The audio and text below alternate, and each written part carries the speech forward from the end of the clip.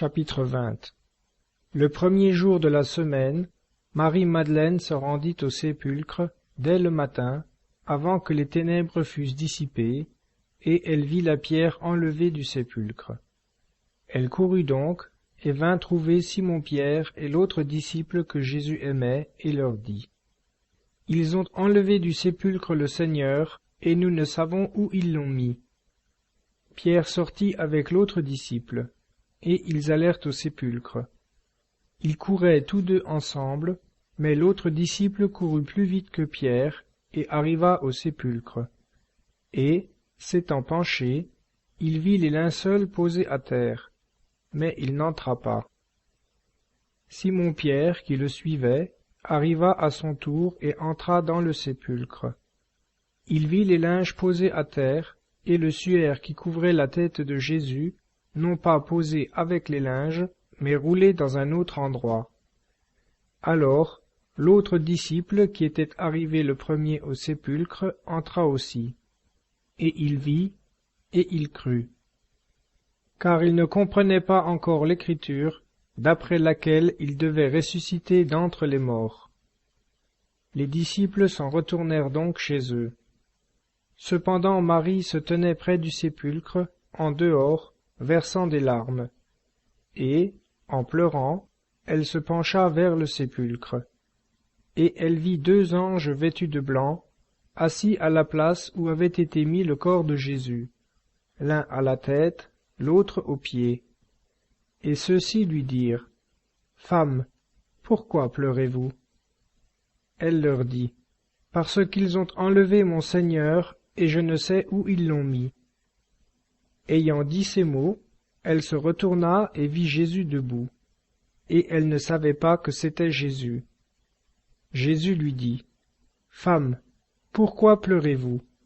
Qui cherchez-vous ? » Elle, pensant que c'était le jardinier, lui dit : « Seigneur, si c'est vous qui l'avez emporté, dites-moi où vous l'avez mis, et j'irai le prendre. » Jésus lui dit : « Marie. » Elle se retourna et lui dit en hébreu : « Rabboni », c'est-à-dire « Maître ». Jésus lui dit : « Ne me touchez point, car je ne suis pas encore remonté vers mon Père. Mais allez à mes frères et dites-leur : je monte vers mon Père et votre Père, vers mon Dieu et votre Dieu. » Marie-Madeleine alla annoncer aux disciples qu'elle avait vu le Seigneur, et qu'il lui avait dit ces choses. Le soir même, le premier de la semaine, les portes du lieu où se trouvaient les disciples étant fermées, parce qu'ils craignaient les Juifs, Jésus vint, et se présentant au milieu d'eux, il leur dit : « Paix avec vous. » Ayant ainsi parlé, il leur montra ses mains et son côté. Les disciples furent remplis de joie en voyant le Seigneur. Il leur dit une seconde fois : « Paix avec vous. Comme mon Père m'a envoyé, moi aussi je vous envoie. » Après ces paroles, il souffla sur eux et leur dit : « Recevez l'Esprit Saint. Ceux à qui vous remettrez les péchés, ils leur seront remis, et ceux à qui vous les retiendrez, ils leur seront retenus. » Mais Thomas, l'un des 12, celui qu'on appelle Didyme, n'était pas avec eux lorsque Jésus vint. Les autres disciples lui dirent donc : « Nous avons vu le Seigneur. » Mais il leur dit : « Si je ne vois dans ses mains la marque des clous, si je ne mets mon doigt à la place des clous et ma main dans son côté, je ne croirai point. » 8 jours après, les disciples étant encore dans le même lieu, et Thomas avec eux, Jésus vint, les portes étant fermées, et se tenant au milieu d'eux, il leur dit : « Paix avec vous. » Puis il dit à Thomas : « Mets ici ton doigt, et regarde mes mains.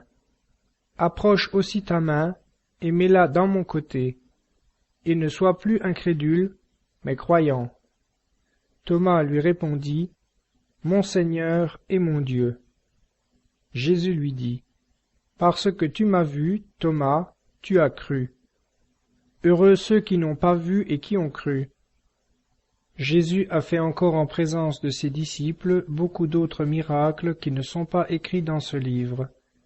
Mais ceux-ci ont été écrits afin que vous croyiez que Jésus est le Christ, le Fils de Dieu, et qu'en croyant vous ayez la vie en son nom.